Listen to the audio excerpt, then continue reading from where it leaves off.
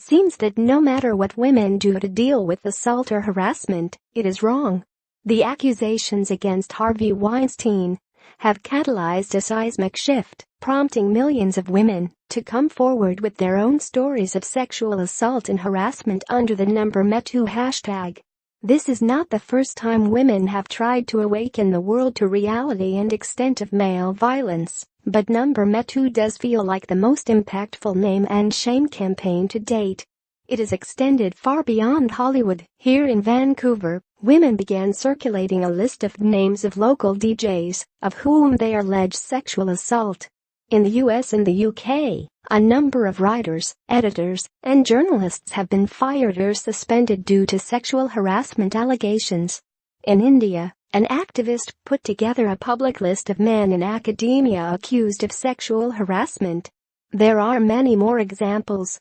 While much of this action has arguably come far too late, it feels like maybe, just maybe, we are witnessing a turning point where perpetrators will be held to account for their behavior, or, at very least, will fear being held to account.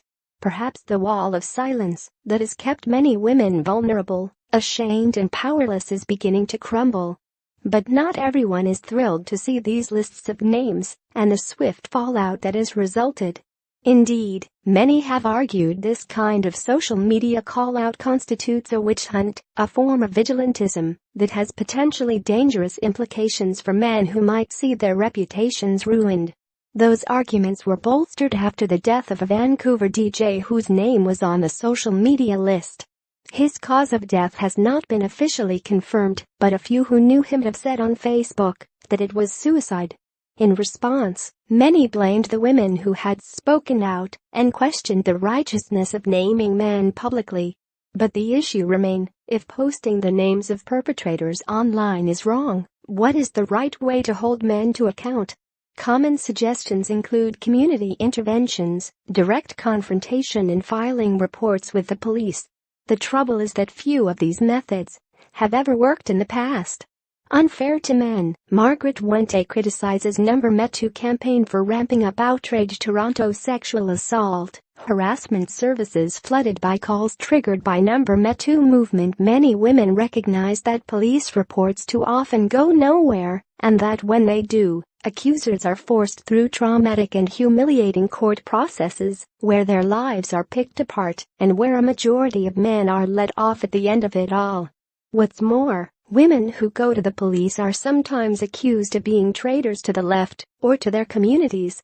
In recent years, feminists who advocate for the justice system to hold men accountable for their violence, exploitation or rape have been labeled carceral, a dismissive term in this context, suggesting indifference on the part of women to the plight of over-incarcerated men. This accusation, however, doubly victimizes women who go to police. Not only have they been subject to abuse, but now they're viewed as sellouts too. As for the suggestion that going to our communities and friends will result in protection and accountability, I can tell you how that goes. I've done it myself. After leaving an abusive relationship, I came out to my small community, where I was living at the time, on one of BC's Gulf Islands, a community that claimed to protect their own, to hold one another to account and of course, to reject police intervention.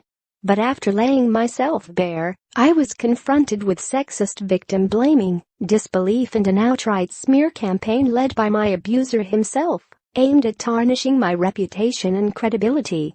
I did dutifully go to the police after all that, although they didn't seem particularly interested in dealing with my abuser, and failed to follow up after numerous attempts on my part.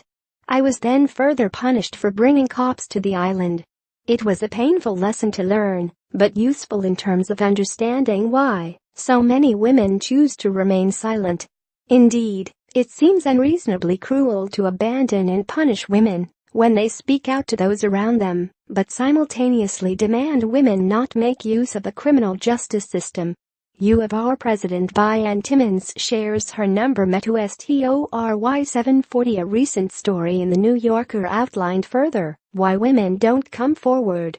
Actress Daryl Hannah, for example, said she experienced instant repercussions after rejecting Weinstein's advances and telling as many people as she could about what happened, hoping for support. Despite her star power, she got nowhere. And Asia Argento, one of the first actresses to speak out about Weinstein, was recently forced to leave her native Italy due to public shaming. It seems that no matter what women do to deal with assault or harassment, it is wrong. If they